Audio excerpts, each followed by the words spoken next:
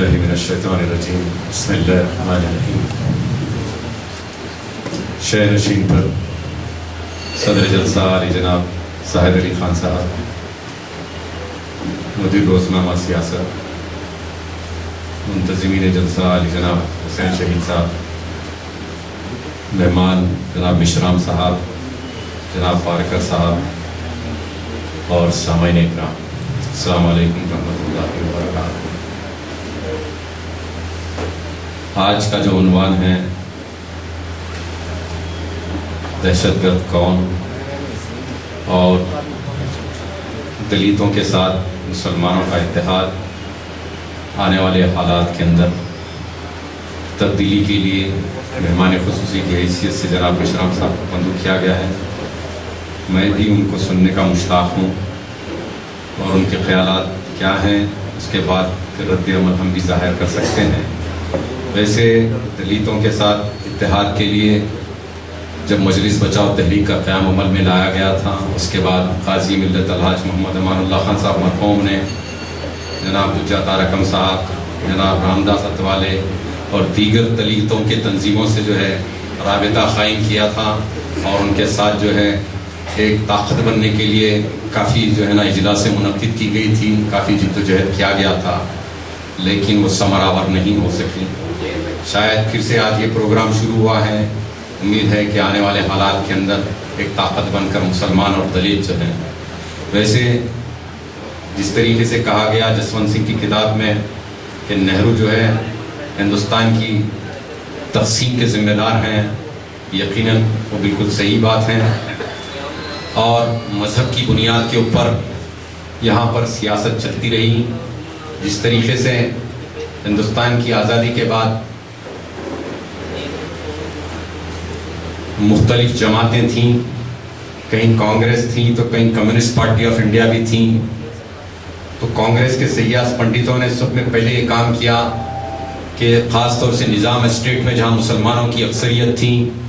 مسلمانوں کو کس طریقے سے ان کو اقلیت میں لایا جائے، اور اس طریقے سے مسلمانوں کو حیدرآباد ریاست کو، نظام کی ریاست کو 4 ٹکڑوں میں تقسیم کر دیا۔ ایک حصہ کرناٹک کو دے دیا، ایک حصہ مہاراشٹرا کو دے دیا، ایک حصہ تمل ناڈو کو دے دیا، اور اس طریقے سے یہ آندھرا پردیش بنایا گیا بعد میں، اور پھر مسلمان اقلیت میں آئے، اور اس کے بعد میں مسلمانوں کی زبان اردو کے تعلق سے بھی جو ہے نا سازشیں ہوتی رہی۔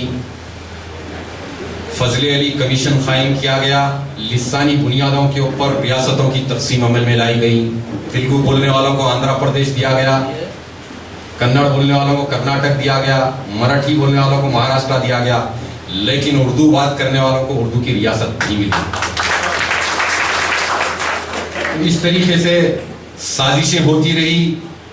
اور مسلمانوں کو لاکھوں فسادات کی آگ میں جھونکا گیا، اور جھونک کر مسلمانوں کو جو ہے ان کی معیشت کو تباہ و تاراج کیا گیا۔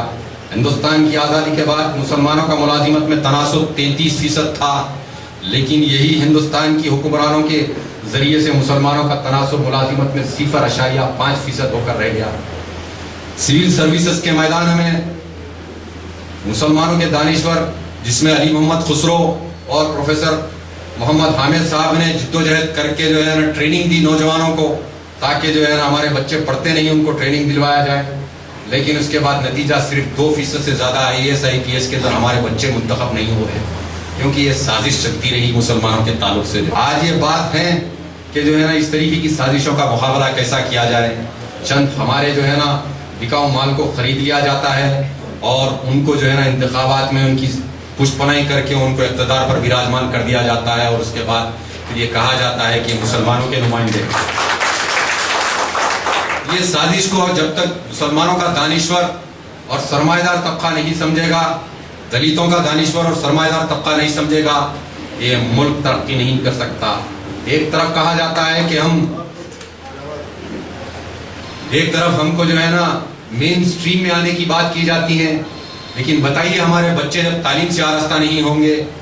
ہمارے بچوں کی معیشت جو ہے نا صحیح نہیں رہے گی، تو پھر ہم مین سٹریم میں کیسے آئیں گے؟ ہمارا بچہ یقیناً چاقو مارے گا، ہمارا بچہ چوری کرے گا، ہمارا بچہ لوٹ کا کام کرے گا اور غلط کام اختیار کرے گا۔ اس کے لیے حکومت کو چاہیے کہ ہم کو ہمارے جو ہے نا بچوں کو تعلیم سے آراستہ کرنے کے لیے ایک اسپیشل پروگرام، اسپیشل جو ہے نا پیکٹ قائم کرنا ہوگا، اور اس کے لیے یہ سارے کام جو ہے نا مسلمانوں کی قیادت بھی ہوتی ہے کہ وقت کے حکمرانوں کو توجہ دلائے، لیکن وہ صرف اپنے مفادات کی تکمیل کے لیے جدوجہد کرتے رہتے ہیں اور الیکشن جیت جاتے ہیں، پھر اس کے بعد 5 سال کے بعد جو ہے نا جب انتخابات قریب میں آتے ہیں تو کہیں ایک اسکول کا سنگ بنیاد رکھا جاتا ہے چندرائن گٹے میں، پھر اس کے بعد جو ہے نا وہ بچوں کی تعلیم و تربیت کے لیے کوئی کام نہیں ہوتا۔ وہ تو یہ چاہتے ہیں کہ ہمارے بچے جب تک روڈی شیٹر بنے رہے، ان کی قیادت کی کرسی چمکتے رہتی ہیں، اسی لیے جو ہے نا شہر کے حالات کو بگاڑنے کی کوششیں کی جاتی ہیں۔ جس طریقے سے حالیہ کے اندر جو ہے نا کہا گیا کہ جو ہے نا چار مینار کی مندر کے واقعہ کو لے کر جو ہے نا کس طریقے سے شہر کے ماحول کو مقدر کیا گیا، وہ چار مینار کی مندر 30-35 سال سے ہم بھی دیکھ رہے ہیں